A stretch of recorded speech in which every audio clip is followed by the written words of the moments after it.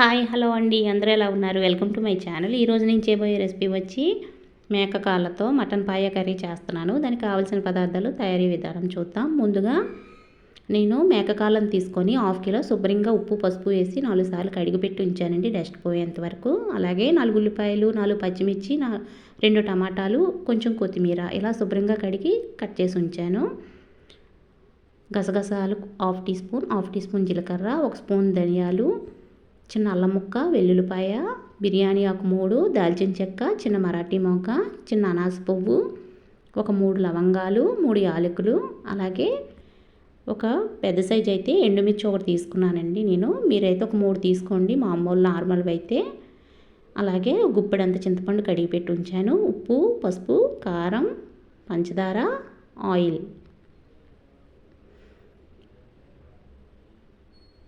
ఇప్పుడు మసాలాని హోల్ మసాలా అంతా గ్రైండ్ చేసుకోవాలండి. మిక్సీ జార్లో వేసి ముందుగా స్టవ్ వెలిగించి కుక్కర్ గిన్నె పెట్టి తగినంత ఆయిల్ వేసుకోవాలి. అలాగే ముందుగా బిర్యానీ ఆకు వేసి కొంచెం వేగిన తర్వాత కట్ చేసి పెట్టిన ఉల్లిపాయలు, పచ్చిమిర్చి వేసుకొని ఫ్రై చేయాలి.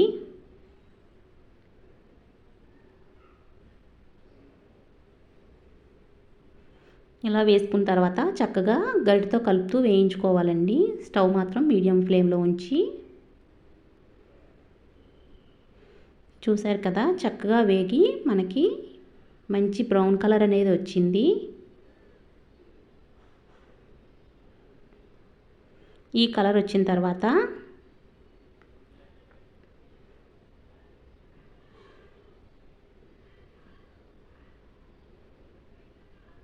ఇలా కలర్ రావాలండి. ఇప్పుడు ఇందులో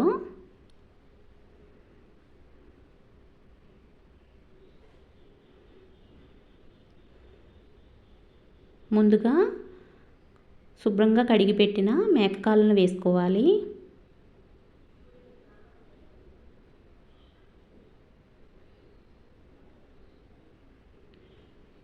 ఇలా వేసుకొని చక్కగా కలుపుతూ వేయించుకోవాలండి ఒక 10 నిమిషాల పాటు.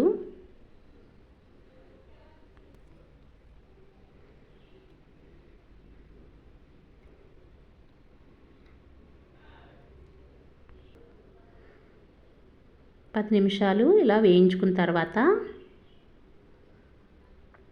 ఇందులో ముందుగా కట్ చేసి పెట్టిన టమాటాలు వేసుకోవాలి.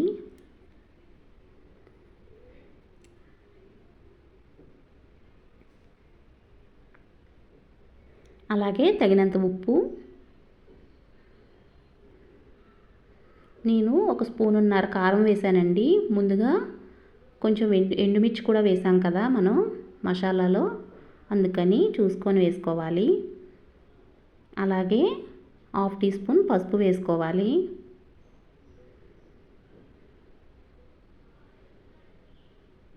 పసుపు వేసిన తర్వాత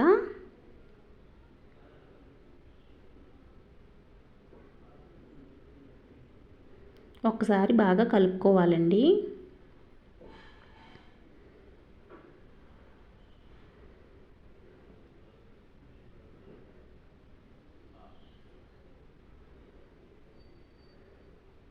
ఇప్పుడు ఇందులో ముందుగా మిక్సీ పట్టి ఉంచాం కదా మసాలాని, ఇప్పుడు అది ఇందులో వేసుకోవాలి.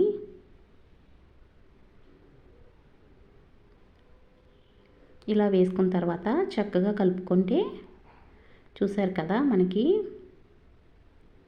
వేగిందండి. ఇప్పుడు ఇందులో కొత్తిమీర వేసుకొని మసాలా అంతా ముక్కకు పట్టాలి.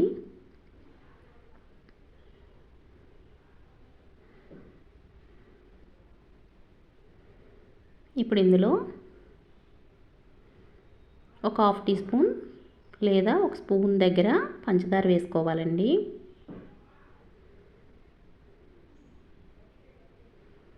అలాగే చింతపండుని రసం తీసి పెట్టాం కదా, అది కూడా వేసుకోవాలి.